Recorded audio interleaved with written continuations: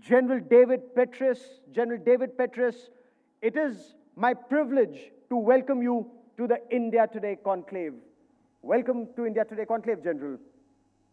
Well, the pleasure is mine. Thanks, Gaurav. It's great to be with you. I wish I was with you personally and not just virtually, and I hope to be there in January for the Raisina Dialogue. And I look forward to meeting you when you are here in January. General, this was the day, 7th and 8th of October, 20 years ago, when the United States bombed Afghanistan. Now, that was the time that you wanted to get rid of Taliban. 20 years later, what are your first thoughts with Taliban at the URG, with Taliban at the presidential palace in Kabul? Well, first of all, I would have to say that I feel very privileged to have been part of it over the years, to have spent nearly 8 or 9 of my final 11 years in government engaged in efforts related to what we were doing against Islamist extremism that had brought the 9/11 attacks to our shores. As you noted, it both in Afghanistan, in Iraq, and even in the greater Middle East.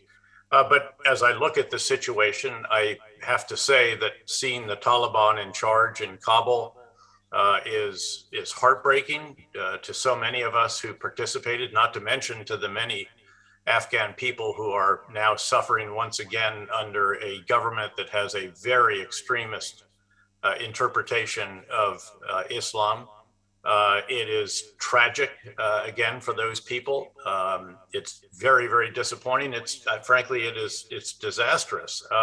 And I am very worried for the Afghan people who face what appears to me is going to be a humanitarian catastrophe. The economy has collapsed. The electricity is not going to keep on flowing if the Taliban don't pay the Central Asian states for it, or Iran for the refined fuel products.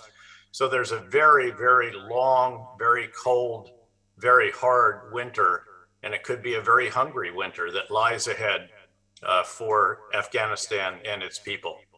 It indeed would be, and especially the question would arise that how do you channelize aid into Afghanistan? Does that mean legitimizing the Taliban? And would that also mean, Pakistan in a way will once again be in full control of the situation in Afghanistan? Is that an apprehension? Is that a fear? Or is that fait accompli? Well, the biggest challenge with Afghanistan was always, of course, the unwillingness and perhaps even the inability of our partner Pakistan to actually take control of its own territory and to eliminate from its territory the headquarters of the very organizations that were making life so difficult for the Afghan people, for our forces, and for Afghanistan itself. I think it's a very mixed blessing to Pakistan to have the Taliban in charge.